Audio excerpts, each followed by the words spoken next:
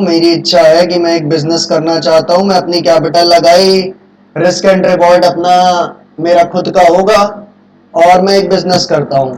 तो पूरी 11वीं की अकाउंटिंग जो हम लोगों ने पढ़ी है ना, वो सोल ट्रेडर की अकाउंटिंग थी। Journal, ledger, trial balance, final account जो सब बनाना सीखा, सब कुछ सोल ट्रेडर की अकाउंटिंग थी।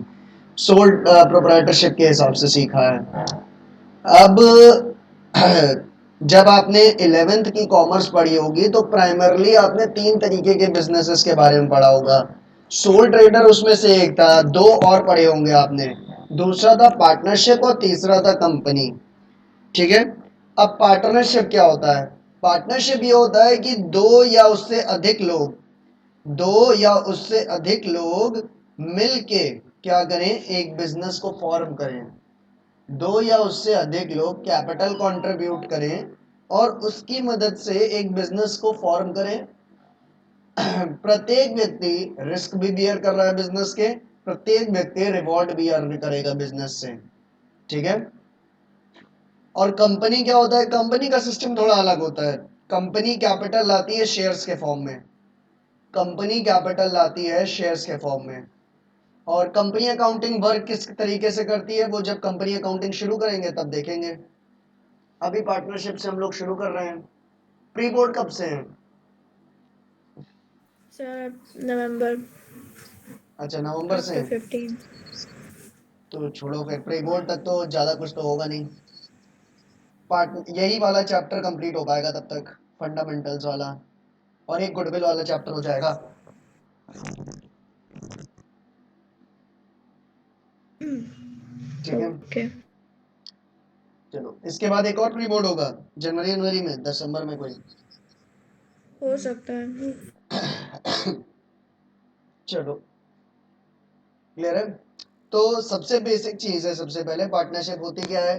पार्टनरशिप है 2 या उससे अधिक लोग कैपिटल कंट्रीब्यूट करके एक बिजनेस स्टार्ट कर रहे हैं जिसमें वो रिस्क और रिवॉर्ड दोनों हर एक व्यक्ति का होगा। ऐसे बिजनेस को हम पार्टनरशिप कहते हैं। ठीक है। तो यस सर। पार्टनरशिप में जैसे कि 2 व्यक्ति हैं, ये राम और श्याम।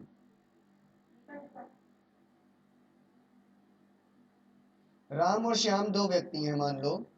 अब किसी भी दोनों व्यक्ति बिजनेस स्टार्ट करना चाहते थे और अकेले अकेले करते तो इतनी पर्याप्त कैपिटल इनके पास थी नहीं। ठीक है। कैपिटल जैसे चाहिए थी 5 लाख रुपए, 5 लाख की कैपिटल इनके पास थी नहीं। तो दोनों ने क्या किया, ये फैसला किया कि कंबाइन कर लेते हैं। ठीक है। थोड़ा पैसा तुम लेके आओ, थोड़ा पैसा तुम लेके आओ। राम लेके आया 3 लाख रुपए, श्याम लेके आया 2 लाख रुपए। दोनों ने अपनी कैपिटल कंबाइन की, 5 लाख रुपए हो गए, और 5 लाख रुपए लगा के दोनों ने साथ में बिजनेस शुरू किया। ऐसे बिजनेस को हम लोग कहते हैं पार्टनरशिप बिजनेस। यहाँ पे कैपिटल 2 व्यक्तियों ने लगाई है। जो भी प्रॉफिट होगा वो राम और श्याम के बीच बचेगा, जिस रेशियो में वो चाहेंगे उस रेशियो में। और जो भी लॉस होगा वो भी उन्हें उस पर्टिकुलर रेशियो में बियर करना पड़ेगा। ऐसे बिजनेस को हम पार्टनरशिप बिजनेस कहते हैं। ठीक। अब आखिर पार्टनरशिप बिजनेस की अकाउंटिंग किस तरीके से होती है? क्या वो सोल ट्रेडरशिप की अकाउंटिंग जैसी होती है या वो कुछ अलग होती है? तो अकाउंटिंग कुछ वैसी ही है। पार्टनरशिप फर्म्स भी जब अपने बुक्स ऑफ अकाउंट्स बनाना शुरू करते हैं तो सबसे पहली बुक्स ऑफ अकाउंट वो भी जर्नल बनाते हैं। वो भी अपने ट्रांजैक्शंस को सबसे पहले कहाँ रिकॉर्ड करते हैं? जर्नल में। उसके बाद वो भी लेजर बनाते हैं जैसे सोल प्रोप्राइटरशिप्स बनाते थे। उसके बाद ये भी ट्रायल बैलेंस बनाते हैं। ठीक है सर, ओके। लेकिन हमने कुछ और पढ़ा था, वो तो पीएल अप्रोप्रिएशन वो सब आएगा अभी।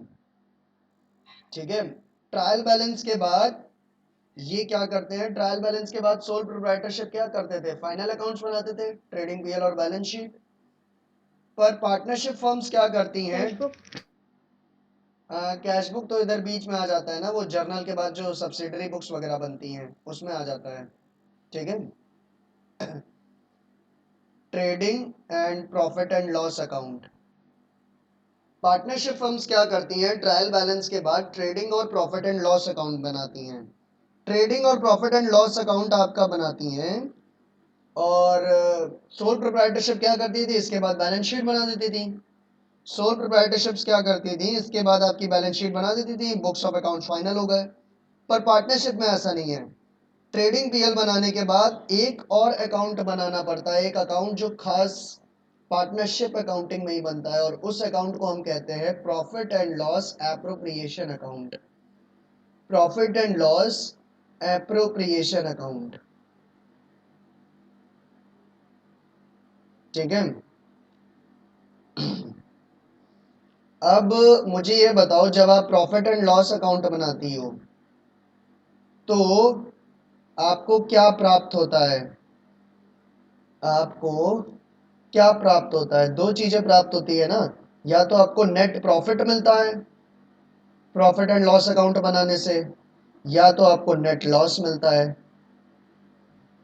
आपको या तो नेट प्रॉफिट मिलता है या तो नेट लॉस मिलता है, ठीक है। उस नेट प्रॉफिट या नेट लॉस को जो अकर किया है उसको हम इस profit and loss appropriation account में ट्रांसफर करते हैं, ठीक है। वो नेट प्रॉफिट या नेट लॉस जो आया है उसको हम profit and loss appropriation account में ट्रांसफर करते हैं। एक अकाउंट से दूसरे अकाउंट में चीजें ट्रांसफर कैसे की जाती हैं ये हमने 11वीं में भी सीखा था, और अगर तब नहीं समझ में आया होगा तो यहाँ पे फिर से सीखेंगे, ठीक है। तो नेट प्रॉफिट या नेट लॉस को क्या करना है, profit and loss appropriation account में ट्रांसफर करना है। सर पर्पस क्या है इस अकाउंट को बनाने का? इस अकाउंट को बनाने का पर्पस ये है कि पार्टनर एक्सक्लूसिव जो एक्सपेंसेस होंगे और पार्टनर एक्सक्लूसिव जो इनकम्स होंगी उसको हम इस अकाउंट में रिकॉर्ड करेंगे। Partner exclusive expenses, partner exclusive incomes को हम इस अकाउंट में रिकॉर्ड करेंगे, profit and loss appropriation account में, ठीक है। अब आपने 11वीं में ही ये बात समझ ली है कि बिजनेस और बिजनेसमैन अलग अलग व्यक्ति होते हैं, और हम अकाउंटिंग किसकी करते हैं? बिजनेसमैन की। तो यहां पे भी वही सिद्धांत चलेगा, जो पार्टनरशिप फर्म है। बिजनेस की। हाँ जी, बिजनेस की। हाँ हम बिजनेस की अकाउंटिंग करते हैं, यहां पे भी वही सिद्धांत चलेगा। जो पार्टनरशिप फर्म है और जो इसके ये दो पार्टनर है राम और श्याम, ये दोनों अलग अलग व्यक्ति माने जाएंगे, ये दोनों अलग अलग व्यक्ति माने जाएंगे। और हम कौन है? अकाउंटेंट हैं। हम कहाँ बैठे हैं? हम तो फर्म के पास बैठे हैं, हमें फर्म की अकाउंटिंग करनी है, ठीक है। हम तो फर्म के पास बैठे हैं, हमें फर्म की अकाउंटिंग करनी है। तो हमें केवल और केवल फर्म के पॉइंट ऑफ व्यू से सोचना है। फर्म के जो खर्चे हैं, फर्म की जो इनकम है उसका हिसाब किताब करना है, ठीक है। तो कई ऐसे खर्चे होते हैं जो कि फर्म करती है ऑन पार्टनर्स, और कई ऐसी इनकम्स होती हैं जो फर्म को होती हैं फ्रॉम पार्टनर्स, उसको हम रिकॉर्ड करते हैं from profit and loss appropriation account. जैसे कि एग्जांपल के तौर पे बताओ, राम और श्याम अपनी फर्म में कैपिटल कंट्रीब्यूट करेंगे ना? राम और श्याम अपनी फर्म में कैपिटल कंट्रीब्यूट करेंगे, तो उस कैपिटल के ऊपर इंटरेस्ट ऑन कैपिटल भी पे करना होता है। वो इंटरेस्ट ऑन कैपिटल कौन पे करेगा? फर्म पे करेगी राम और श्याम को।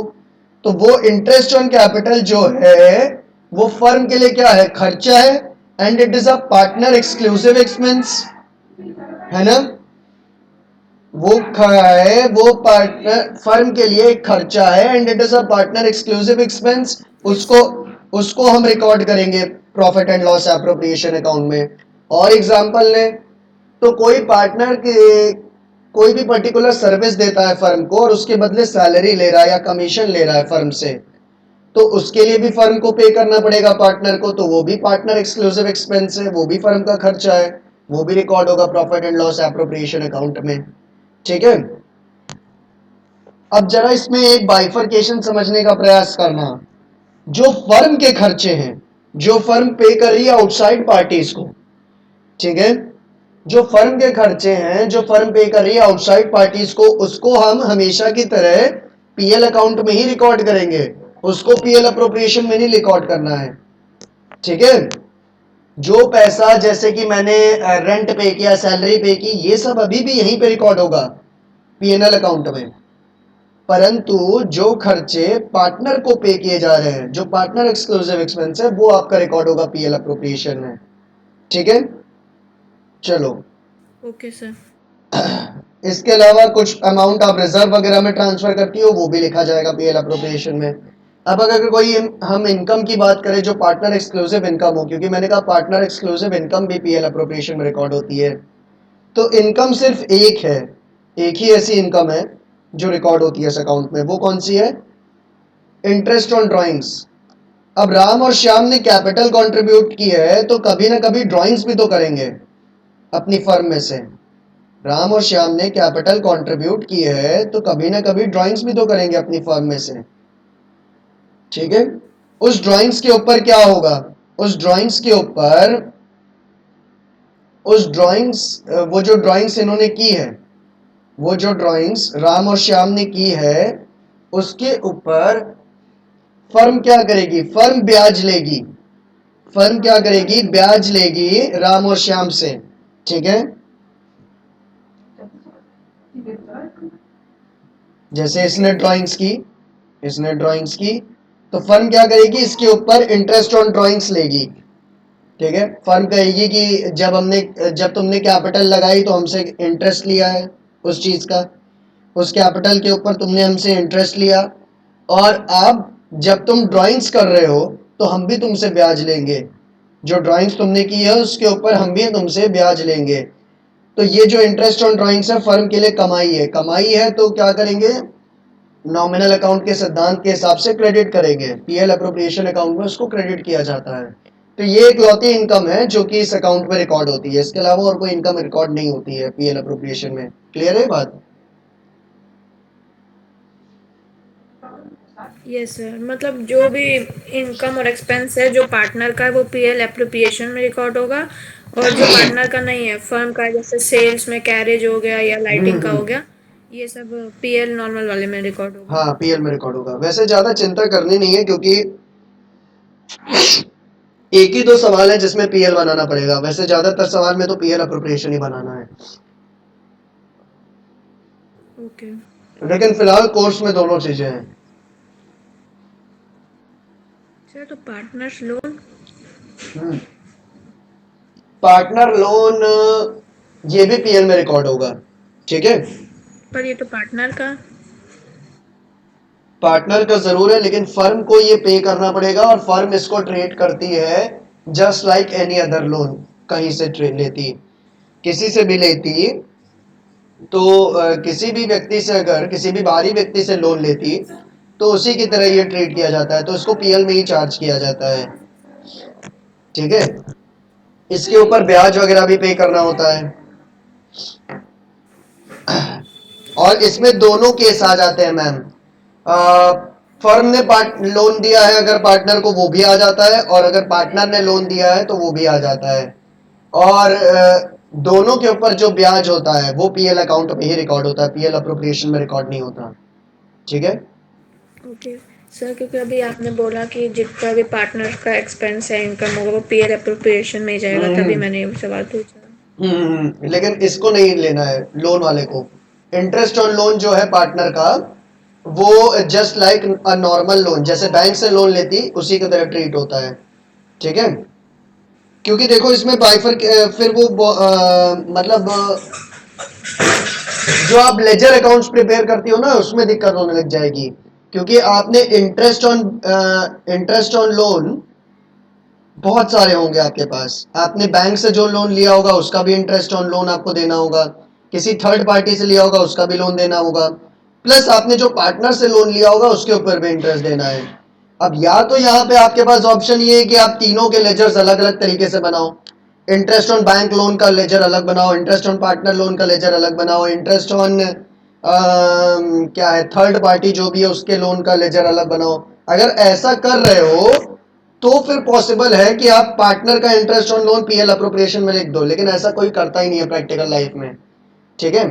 प्रैक्टिकल लाइफ में ऐसा कर पाना पॉसिबल है ही नहीं, क्योंकि अगर आप इस तरीके से अलग अलग टाइप के लेजर बनाओगे तो बहुत सारे लेजर्स हो जाएंगे। तो किया एक्चुअल में क्या जाता है कि जो इंटरेस्ट ऑन लोन है सिर्फ एक लेजर बनाया जाता है, इंटरेस्ट ऑन लोन अकाउंट, सिर्फ यही एक लेजर बनता है, और इसी के अंदर बैंक के इंटरेस्ट ऑन लोन भी, पार्टनर का इंटरेस्ट ऑन लोन भी, थर्ड पार्टीज का इंटरेस्ट ऑन लोन, सब इसी में मर्ज रहता है। और इसीलिए सारे के सारे इंटरेस्ट ऑन लोन पीएल में चार्ज किए जाते हैं, चाहे वो पार्टनर एक्सक्लूसिव हो चाहे ना हो, क्योंकि अगर आप ऐसा नहीं करोगे तो लेजर बनाने में दिक्कत होने लग जाएगी फिर। ठीक है, या तो सेपरेट लेजर बनाओ, लेकिन ऐसा होता नहीं है रियल लाइफ में। ठीक है, समझ गई कि नहीं? Okay sir. Yes sir. Hmm. तो चलो, अब ये पीएल अप्रोप्रिएशन बनाने के बाद क्या होता है? पीएल अप्रोप्रिएशन में होता क्या, आप समझ गई? फॉर्मेट अभी थोड़ी देर में समझ लेंगे इसका फिर से। अब इसके बाद हम बनाते हैं यस सर। खास इसके बाद हम बनाते हैं एक बहुत खास अकाउंट जिसका नाम है पार्टनर्स कैपिटल अकाउंट। ठीक है, और यहाँ पे एक और अकाउंट बनता है कभी कभी इसके साथ, उसको कहते हैं partners current account. Partners current account क्या होता है ये तो वक्त आने पे समझेंगे। कैपिटल अकाउंट एक तरीके का लेजर अकाउंट है। ठीक है, और इसके बाद फाइनली हम बनाते हैं पार्टनरशिप फर्म की बैलेंस शीट। इसके बाद हम फाइनली बनाते हैं पार्टनरशिप फर्म की बैलेंस शीट। ठीक है, तो अकाउंटिंग की प्रक्रिया आप समझ गए? तो सर क्या हमें जर्नल से लेकर ये बैलेंस शीट तक का पूरी प्रक्रिया करनी होगी? नहीं, असल में आपको क्वेश्चन में क्या होगा, ये जो प्रॉफिट एंड लॉस अकाउंट से नेट प्रॉफिट या लॉस होता है, ये आपको क्वेश्चन में गिवन होगा। तो नेट प्रॉफिट नेट लॉस जो होगा प्रॉफिट एंड लॉस अकाउंट से, वो आपको क्वेश्चन में गिवन होगा, और आपको डायरेक्टली इसको उठाना है और आपको इससे profit and loss appropriation account बनाना होगा, पार्टनर्स कैपिटल या करंट अकाउंट बनाना होगा और बैलेंस शीट बनानी होगी। यहाँ पे आपके सोल्यूशन में बस ये तीन चीजें होंगी। आपके सोल्यूशन में यहाँ पे सिर्फ ये तीन चीजें होंगी। सिर्फ एक दो क्वेश्चन है जिसमें आपको ट्रेडिंग पीएल भी बनाना पड़ेगा, सिर्फ एक दो क्वेश्चन आउट ऑफ 60-65 क्वेश्चन जो आपके एक्सरसाइज में दिए हैं उसमें से। ठीक है, बाकी आपको सारे क्वेश्चंस में यस सिर्फ सर। ये तीन चीजें बनानी है। चलो फिर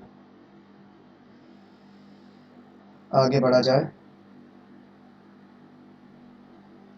पार्टनरशिप का हमने मतलब तो समझ लिया, थ्योरी वाली चीजों में और क्या बचा? फीचर्स वीचर्स बच गए, कैरेक्टरिस्टिक्स वगैरह। तो फीचर्स और कैरेक्टरिस्टिक्स में ले सकते हो। पहला पॉइंट इसमें क्या होता है कि partnership is an association of two और मोर पर्संस, दो या उससे अधिक लोग चाहिए पार्टनरशिप स्टार्ट करने के लिए। ठीक है, और सेकंड होता है पार्टनरशिप अग्रीमेंट या डीड। किसी भी पार्टनरशिप फर्म या बिजनेस को चलाने के लिए आपको एक पार्टनरशिप डीड प्रिपेयर करनी होगी। एक रिटन डॉक्यूमेंट होता है जिसमें क्या होता है, पार्टनरशिप के सारे क्लॉजेज या रूल्स एंड रेगुलेशंस मेंशन्ड होते हैं।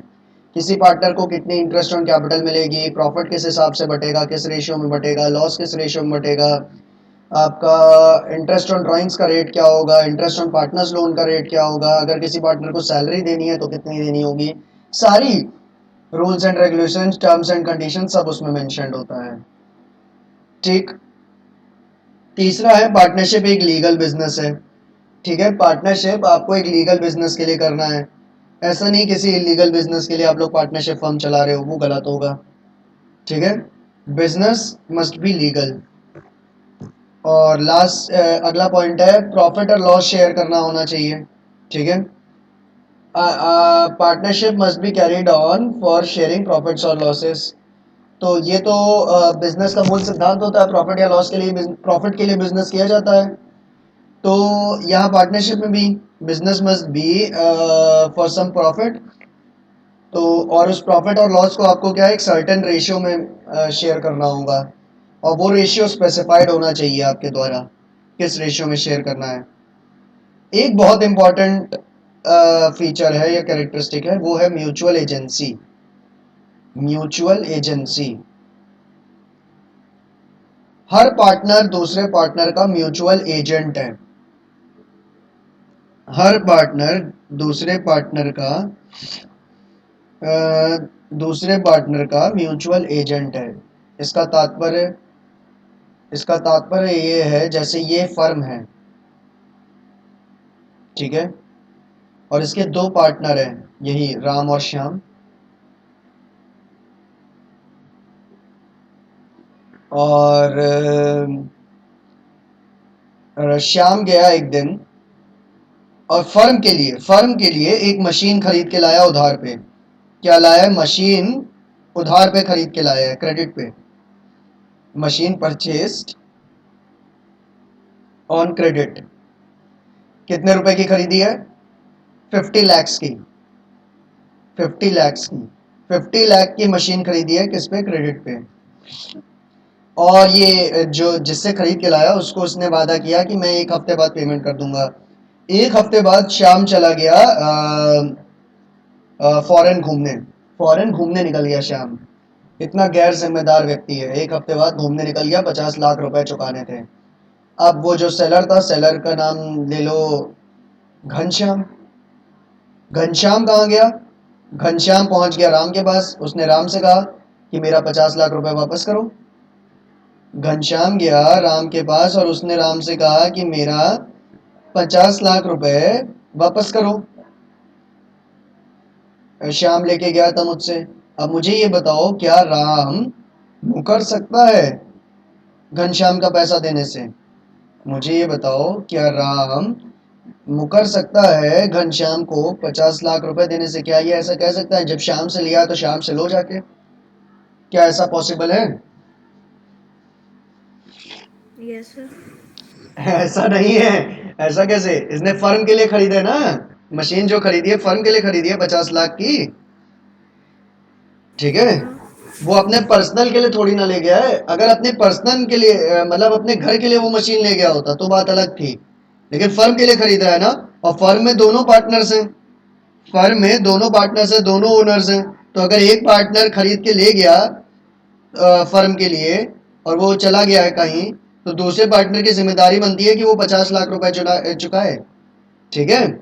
और इसी कॉन्सेप्ट को हम कहते हैं म्यूचुअल एजेंसी, कि every partner is liable for the acts of the other partner. ठीक है। प्रत्येक पार्टनर लाइबल है दूसरे पार्टनर के द्वारा एक्ट, जो उसने एक्ट किया है उसके लिए। ठीक है। ये लाइबिलिटी इनकर श्याम ने की थी, लेकिन इसको पे राम को भी करना पड़ेगा क्योंकि ये फर्म की लाइबिलिटी है। ठीक है। सर अभी आपने क्या कहा? Every partner is liable for the for. For the act of the other partner. दोनों एक दूसरे के म्यूचुअल एजेंट हैं।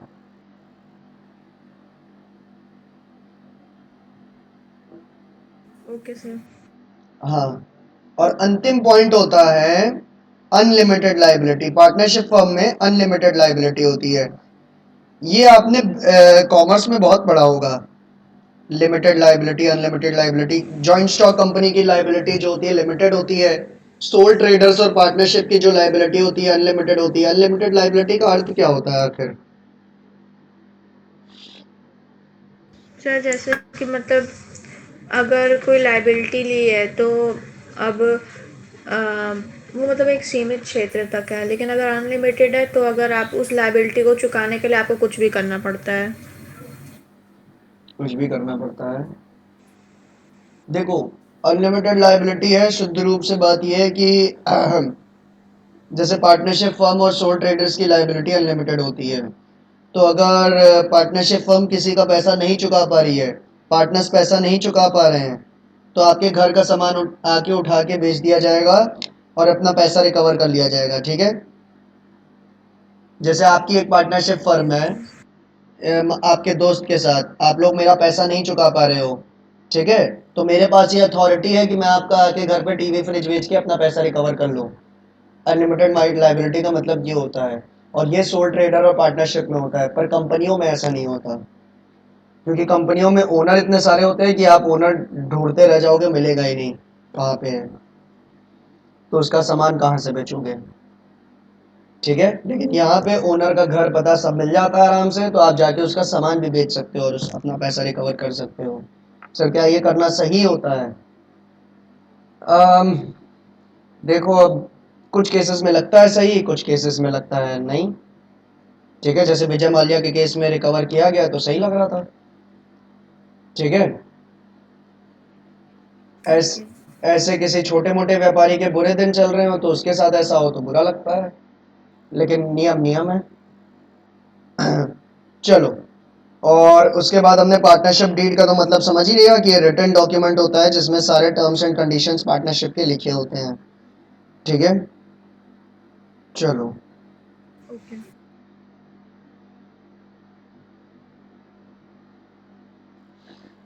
क्वेश्चन करते हैं अब।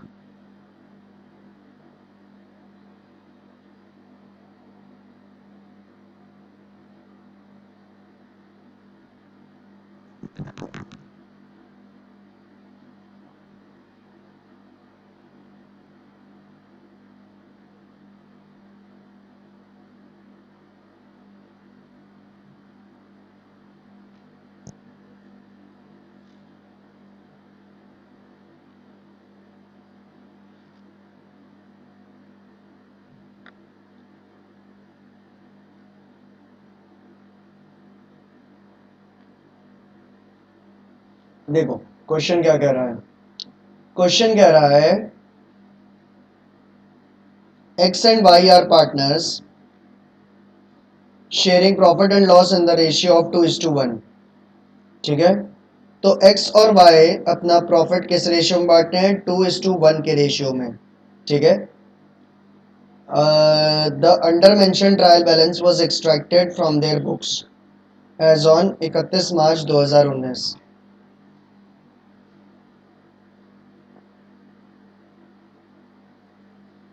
चलो, हमें बनाना क्या क्या है? हमें बनाना है प्रॉफिट एंड लॉस अकाउंट और profit and loss appropriation account, दोनों बनाना है for the year ended 31 March 2019, और एक बैलेंस शीट बनानी है ऑन द सेम डेट। चलो sir, profit and loss appropriation account अभी हमने बनाना सीखा नहीं है, कोई दिक्कत नहीं, समझ लेते हैं उसका फॉर्मेट क्या है। Profit and loss appropriation account.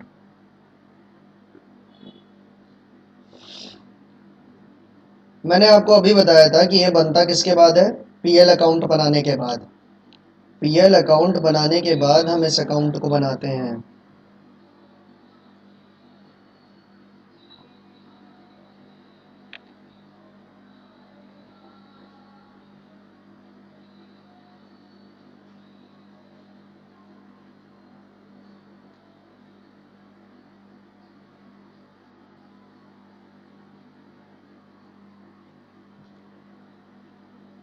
ठीक है, तो पीएल अकाउंट से या तो मुझे नेट प्रॉफिट प्राप्त होता है या तो नेट लॉस प्राप्त होता है। अब मुझे ये बताओ, जब नेट प्रॉफिट आता है तो नेट प्रॉफिट पीएल अकाउंट के डेबिट साइड पे लिखा जाता है कि क्रेडिट साइड पे? जब प्रॉफिट होता है हाँ, तब डेबिट साइड पे। और लॉस होता है तो? क्रेडिट। हाँ, तो पीएल अकाउंट के डेबिट साइड पे लिखा जाता है नेट प्रॉफिट। उस नेट प्रॉफिट को हम यहाँ पे ट्रांसफर करेंगे पीएल अप्रोप्रिएशन में, और यहाँ क्रेडिट साइड पे लिखेंगे, तो यहाँ पे लिखा जाएगा वो net profit by net profit, वही सेम अमाउंट जो पीएल में आई होगी लास्ट में। ठीक है, बाय नेट प्रॉफिट एज पर, ये भी आप लिख सकते हैं, प्रॉफिट एंड लॉस अकाउंट। और यदि नेट लॉस आया होगा तो वो यहाँ डेबिट साइड पे लिखा जाएगा, to net profit as per profit and loss account. बस, इसके बाद हमें नॉमिनल के सिद्धांतों को फॉलो करना है और पार्टनर एक्सक्लूसिव एक्सपेंसेस जो हैं वो इस खाते में डेबिट करने हैं और पार्टनर एक्सक्लूसिव इनकम्स इसमें क्रेडिट करनी है। ठीक है, चलो। सर तो इसमें क्या ये ट्रांसफर करना ज़रूरी होता है क्या, प्रॉफिट और लॉस? हाँ, बिल्कुल ज़रूरी है।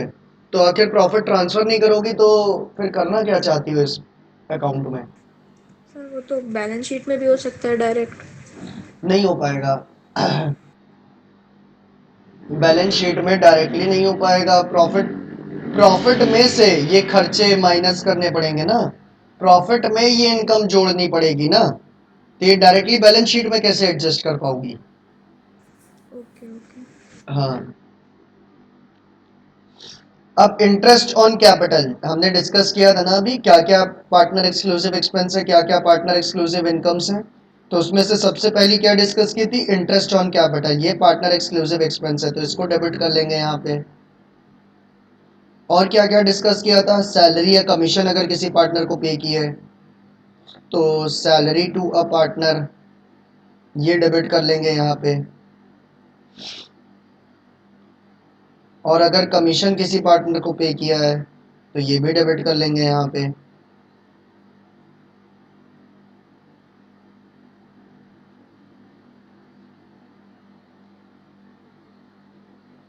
ठीक है।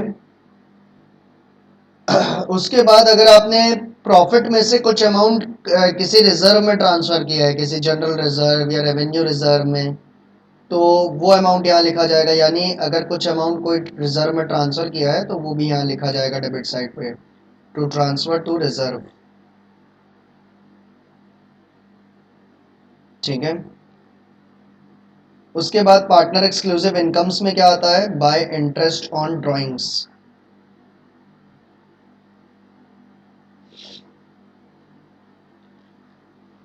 ठीक है।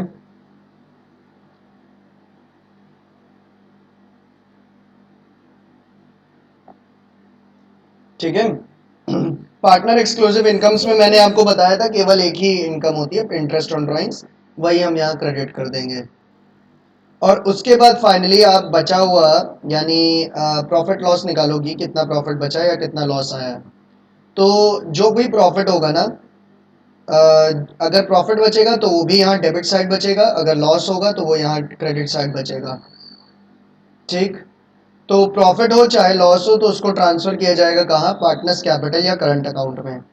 प्रॉफिट या लॉस जो कुछ भी हो उसको पार्टनर्स कैपिटल या करंट अकाउंट में ट्रांसफर किया जाएगा। तो यहाँ लिख लेते हैं टू पार्टनर्स कैपिटल या पार्टनर्स करंट अकाउंट।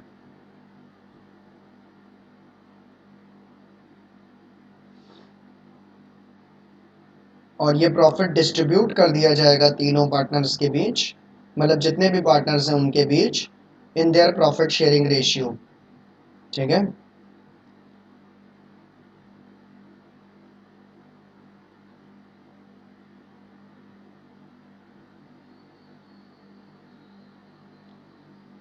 और ओके सर। अगर लॉस हो रहा है सर तो वो लॉस भी पार्टनर के कैपिटल अकाउंट या पार्टनर के करंट अकाउंट में ट्रांसफर कर दिया जाएगा।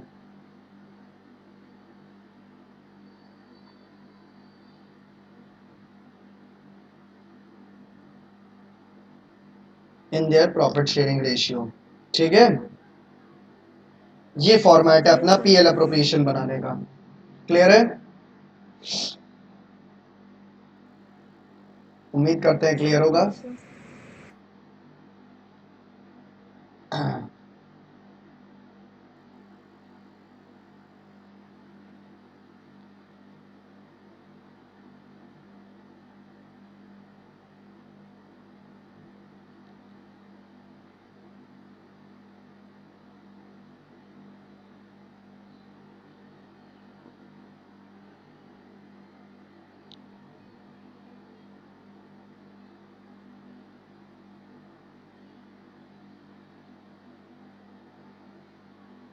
तो चलो अब हम फाइनली ये क्वेश्चन नंबर 1 करते हैं। इसमें हमें पीएल बनाने को कहा गया है, और पीएल बनाने के लिए कहा गया है तो ट्रेडिंग अकाउंट तो ऑटोमेटिकली बनाना पड़ेगा। तो ट्रेडिंग पीएल का भी फॉर्मेट बना लेते हैं, trading and profit and loss account for the year ended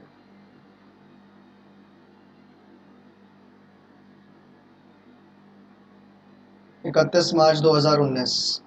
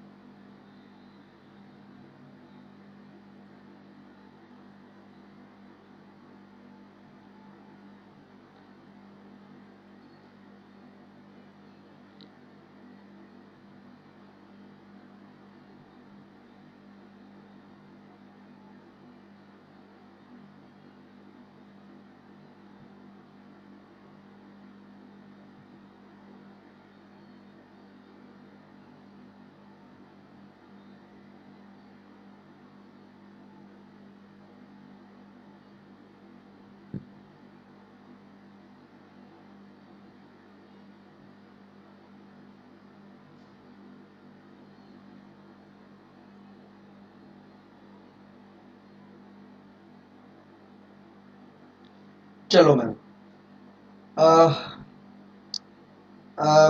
adjustments देखते हैं कौन कौन सी हैं। क्लोजिंग स्टॉक के ऊपर एक एडजस्टमेंट है, बिल्डिंग के ऊपर एडजस्टमेंट है। बिल्डिंग के ऊपर एक मार्क लगा लेते हैं ज़रा सा, ताकि पता चल जाए कि एडजस्टमेंट है इसके ऊपर। आउटस्टैंडिंग रेंट, रेंट के ऊपर एडजस्टमेंट है, इसके ऊपर एक मार्क लगा लेते हैं। और इंटरेस्ट ऑन कैपिटल और सैलरी, तो ये तो अपना प्रॉफिट एंड लॉस एप्रोप्रिएशन का आइटम है बस। तो ट्रेडिंग में सबसे पहली चीज़ क्या लिखते हैं, ओपनिंग स्टॉक। इसको लिख लेते हैं, कितना है, 45,200। मेरे ख्याल से आप भूली तो नहीं होगी ना ट्रेडिंग बीएल बनाना। No sir. हाँ, तो सबसे पहली चीज़ क्या लिखते हैं, ओपनिंग स्टॉक 45,200। उसके बाद परचेजेस लिख लेते हैं, कितना दिया है, 8,68,000। और परचेज रिटर्न क्या कहीं है, नहीं है। रिटर्न रिटर्न वाला कोई मामला नहीं है इसमें, तो डायरेक्ट है ये 8,68,000 टू परचेजेस। और सेल्स दे रखी है, वो भी लिख लेते हैं, वो कितनी है, 12,45,000।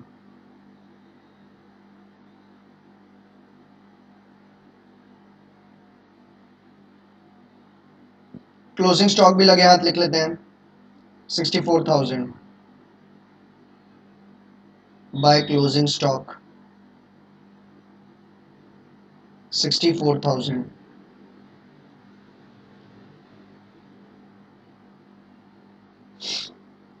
ठीक। अब इसके बाद कोई डायरेक्ट एक्सपेंस दे रखा है इसमें, जो कि आप ट्रेडिंग अकाउंट में लिखो, नहीं है कोई। तो इसके बाद हम डायरेक्टली ग्रॉस प्रॉफिट निकाल लेंगे। तो ग्रॉस प्रॉफिट कितना आएगा, to gross profit C D. ठीक है।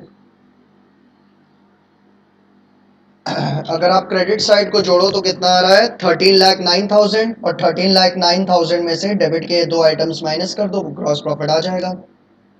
ठीक है। कैलकुलेटर लेके बैठी हैं आप कि नहीं। यस सर, कर रही हूँ। ओके, 45,000। आएगा 3,95,800। जी, ये आपका ग्रॉस प्रॉफिट है, तो ये यहाँ लिख लेते हैं, 395,800। टोटल तो है 13,09,000 दोनों तरफ का।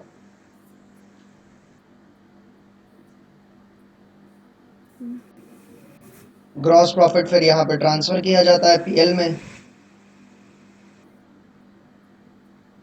क्रेडिट साइड पे। देखो, यही वाली जो प्रक्रिया है, यही पीएल अप्रोप्रिएशन पे भी अप्लाई हो रही है। ट्रेडिंग में भी तो आप यही किया करती थी, डेबिट साइड पे आता था ग्रॉस प्रॉफिट, लेकिन जब पीएल में ट्रांसफर करती थी तो किस साइड पे लिखती थी, क्रेडिट साइड पे। और इसीलिए पीएल में भी जब नेट प्रॉफिट आ रहा है वो डेबिट साइड पे आ रहा है, तो पीएल अप्रोप्रिएशन में जब ट्रांसफर कर रहे हैं तो उसको क्रेडिट साइड लिखेंगे। 3 लाख, ओके। यस, 3,95,800।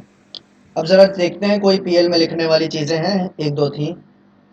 कहाँ गया, सैलरी टू स्टाफ, ये लिख लेते हैं, 74,700 टू सैलरीज, 74,700। और क्या था, रेंट था, रेंट के ऊपर एडजस्टमेंट भी है, 26,400 का रेंट है, तो इसको लिखते हैं टू रेंट 26,400।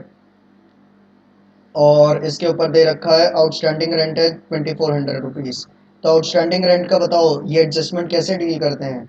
ये 2,400 जो आउटस्टैंडिंग रेंट दिया हुआ है, इसको क्या करूँ, इसमें ऐड करूँ कि माइनस करूँ। सर, ऐड हो जाएगा, आउटस्टैंडिंग रेंट, ये क्या होगा, 28,800 रुपये। साथ ही साथ ये जो आउटस्टैंडिंग रेंट आया है, ये जो मैं बैलेंस शीट बनाऊंगा, इसमें लाइबिलिटी दिखा दूंगा इसको, balance sheet as a 31 March 2019।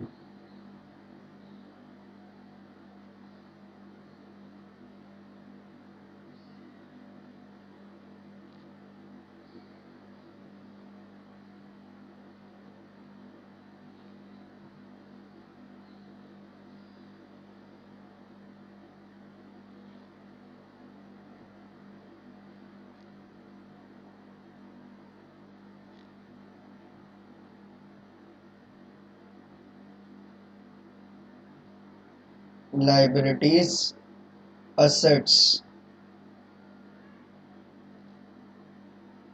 Outstanding rent 2400,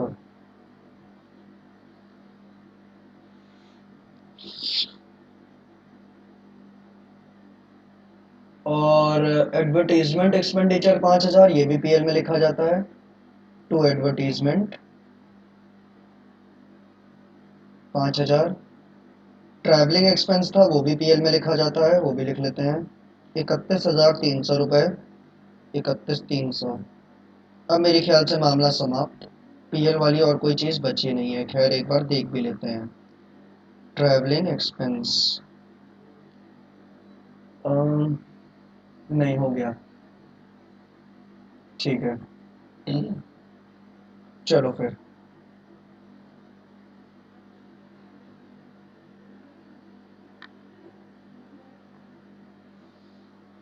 तो अब हम नेट प्रॉफिट निकाल लेते हैं कितना होगा। टू नेट प्रॉफिट, ये कितना आएगा।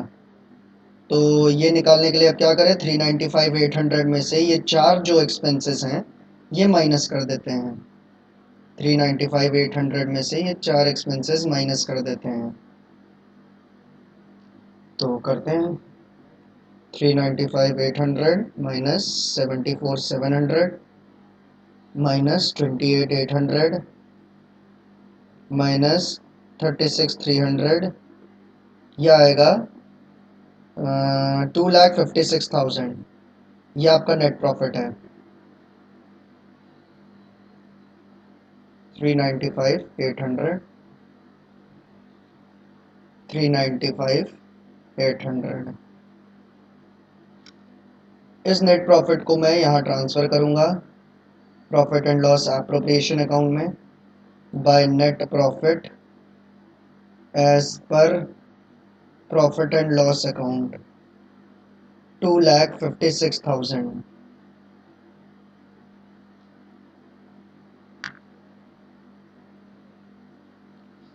ठीक है, अब हम लोग रिकॉर्ड करते हैं इसमें कि अरे डेप्रिसिएशन भी तो लगाना था बिल्डिंग पे, ये रह गया। चलो चलो फिर, कोई नहीं।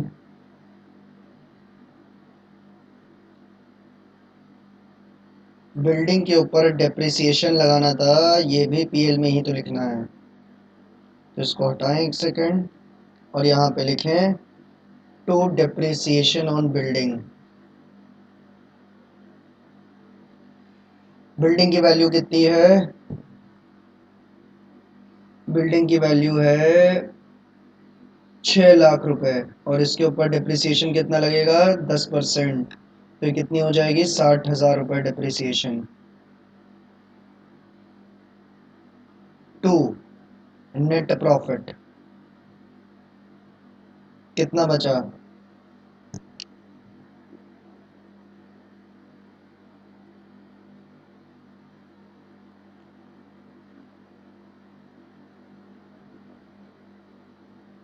ये 256 था, उसमें से 60 और माइनस कर दें, 1,96,000, ये आपका नेट प्रॉफिट है। 1,96,000, इसको फाइनली यहाँ लिख लेते हैं, 1,96,000 को।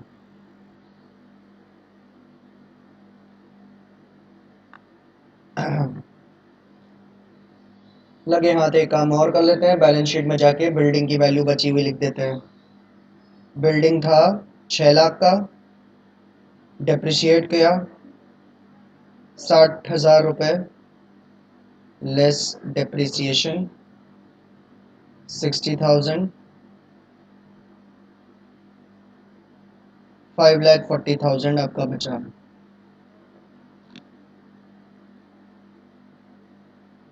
चलो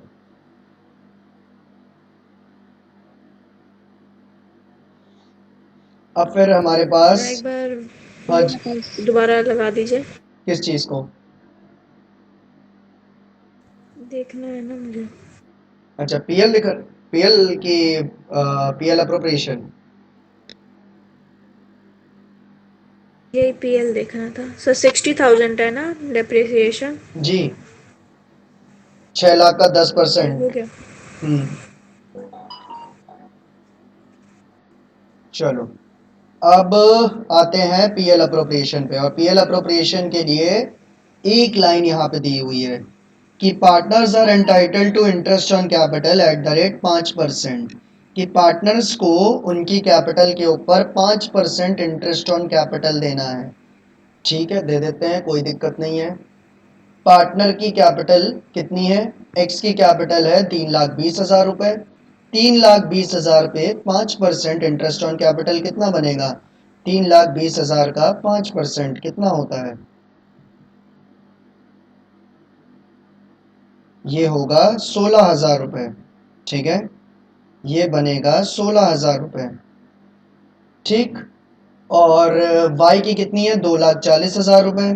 तो 2,40,000 पे 5% कितना बनेगा? 2,40,000 पे 5% बनेगा 12,000।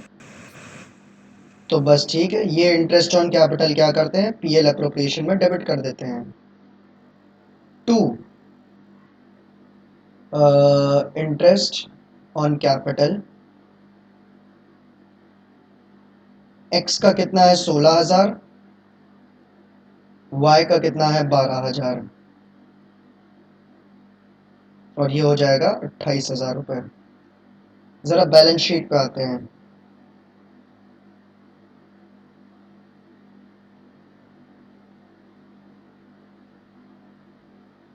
एक्स कैपिटल, एक्स की कैपिटल कितनी दी हुई है?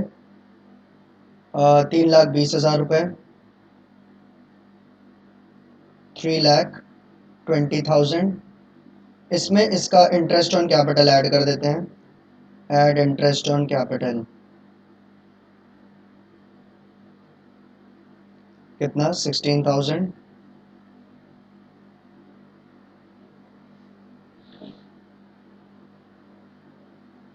और यहाँ अब लिखते हैं y की कैपिटल। ये कितनी थी? 2,40,000। इसमें इसका इंटरेस्ट ऑन कैपिटल ऐड करते हैं।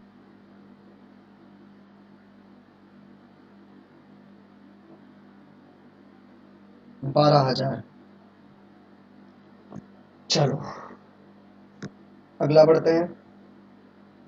एक्स को सैलरी देनी है 48,000 रुपीज पर एनम। ठीक है, तो एक्स को सैलरी दे देते हैं। एक्सेस सैलरी कितना? 48,000 पर एनम। ठीक है, और तो एक्स को सैलरी दी है, ये भी जाके ज़रा ऐड कर देते हैं इसके में 48,000। बस, इसके अलावा कुछ बचा नहीं। ये भी पॉइंट हो गया है पूरा। तो पीएल अप्रोप्रिएशन के लिए और कुछ है नहीं। ठीक है, इंटरेस्ट ऑन ड्राइंग्स वगैरह का कोई पॉइंट है नहीं। तो फिर अब प्रॉफिट निकाल लेते हैं, क्योंकि प्रॉफिट ही आएगा। इसी साइड बैलेंस बचेगा डेबिट पे।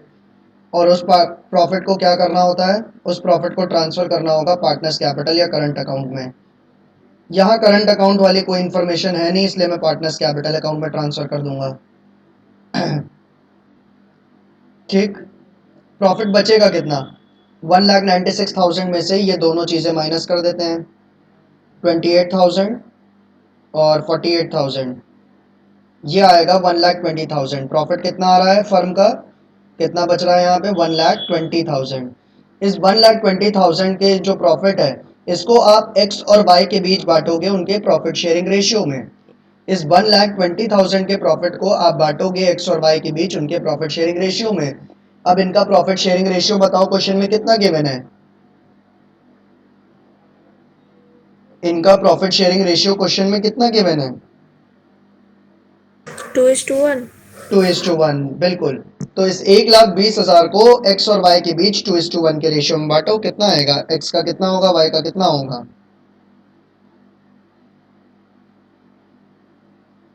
कितने को बांटना है? 2:1 के रेशियो में, जो उनका प्रॉफिट शेयरिंग रेशियो है। नहीं नहीं, टोटल क्या है? 1,20,000 रुपए, यही हमारा प्रॉफिट बचा है ना। ओके। हाँ,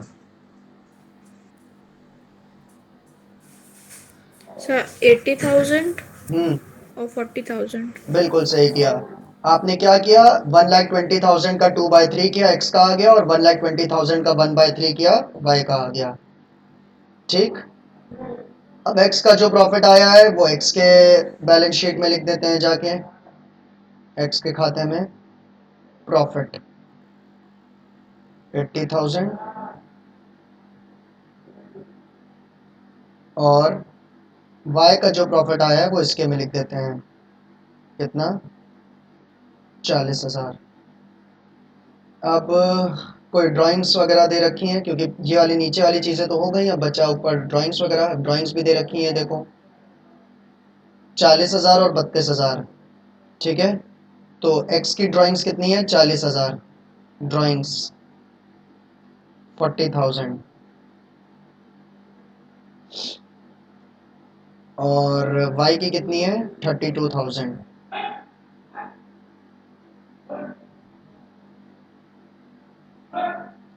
बस ये फाइंड कर लेते हैं, तो इनकी क्लोजिंग कैपिटल्स आ जाएंगी, x और y दोनों की क्लोजिंग कैपिटल्स आ जाएंगी। फिर हम बचे हुए आइटम्स को पोस्ट कर देंगे बैलेंस शीट में, और हमारा बैलेंस शीट देख टैली कर जाएगा। तो 3,20,000 प्लस 16,000 प्लस 48,000 प्लस 80,000 माइनस 40,000, यह आएगा 4,24,000।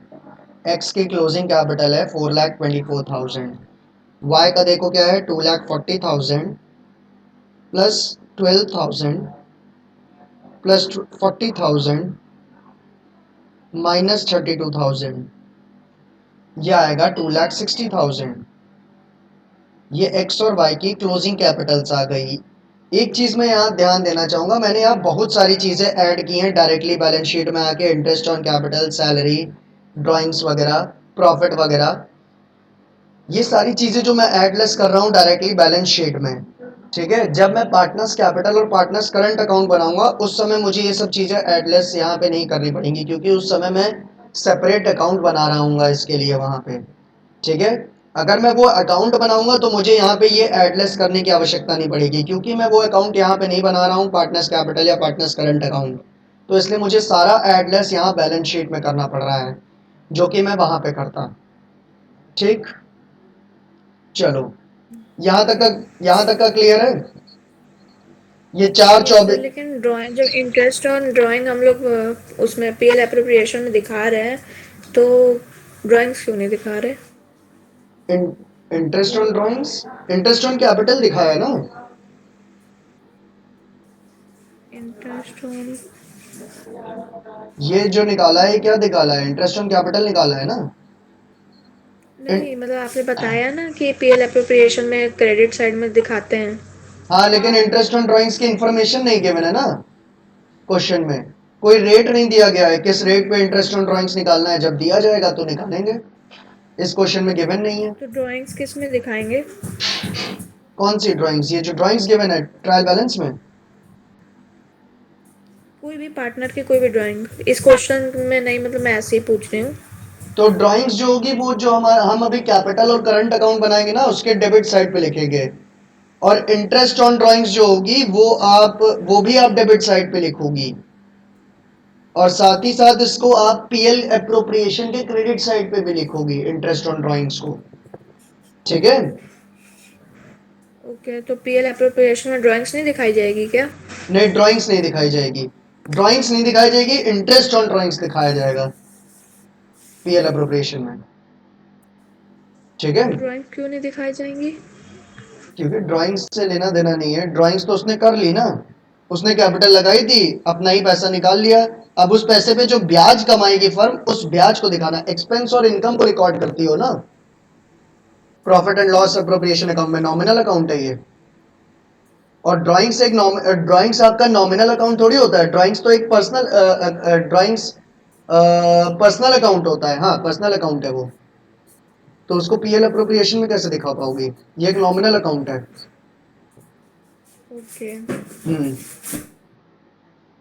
ठीक है, चलो, इसका टोटल नहीं लिखा था, लिख दें।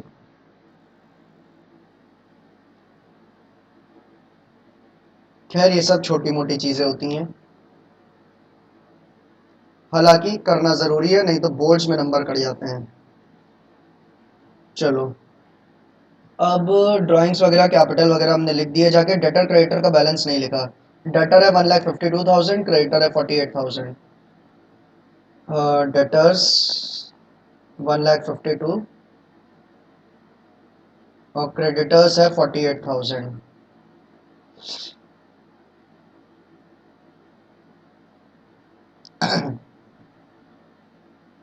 और फिर कैश इन हैंड है 5,900 rupees. Cash in hand 5,900 rupees.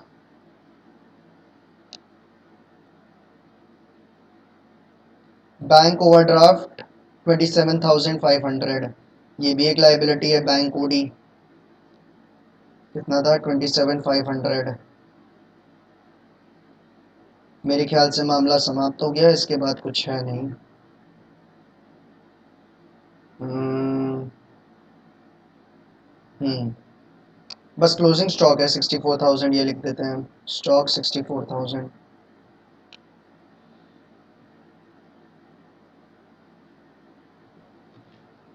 चलो फिर बैलेंस शीट को टोटल किया जाए।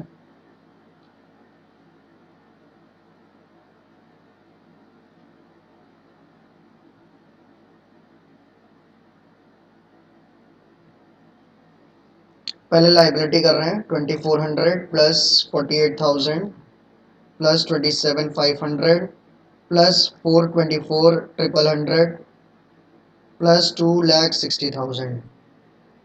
761,900।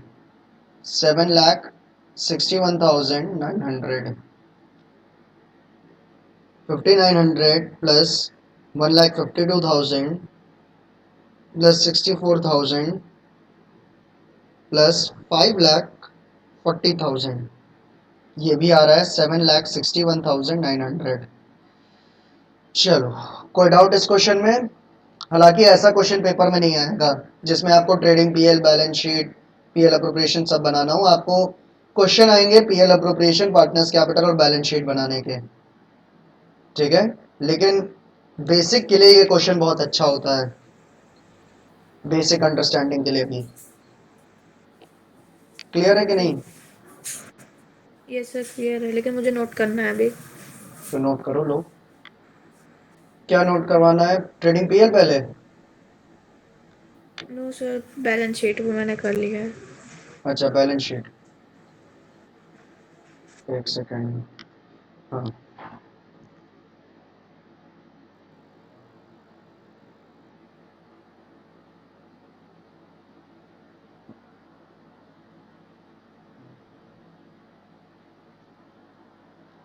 इसमें मम्मी का भी है? जितनी खा पाना खाना, अच्छा, कम हो तो और है। नहीं नहीं नहीं, ठीक है। खा लो तुम। पापा का भी इसी में है? फिर जितना तुम खा पाना खाना, जिसका कम होगा और है वहाँ अच्छा, ठीक है, ठीक पर्याप्त मात्रा में। ठीक ठीक हाँ, और ये है आंवला की चटनी। ठीक ठीक ठीक है। हाँ, मजा आ जाएगा, गरम गरम है, खाते भी रहो।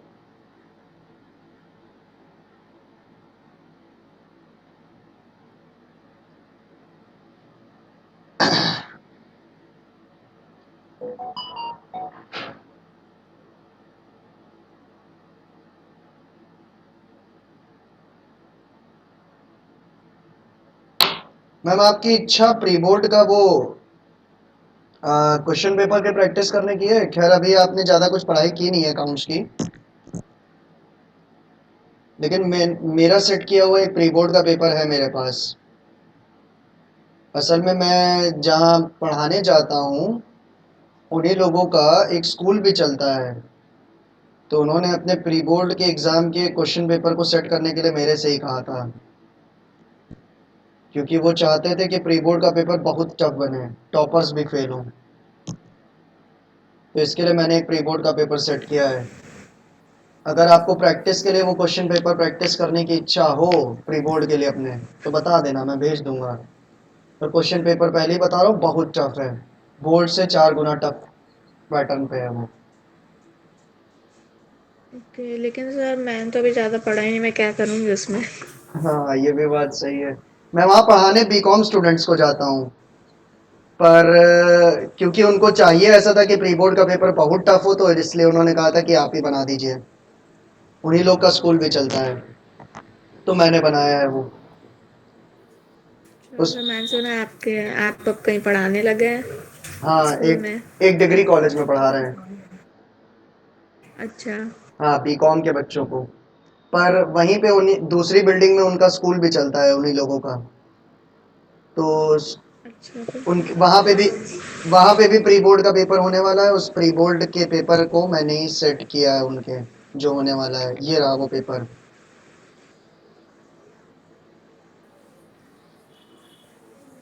खैर आपकी अभी तैयारी है नहीं, तो आप क्या इसमें क्या करेंगे अटेम्प्ट करके?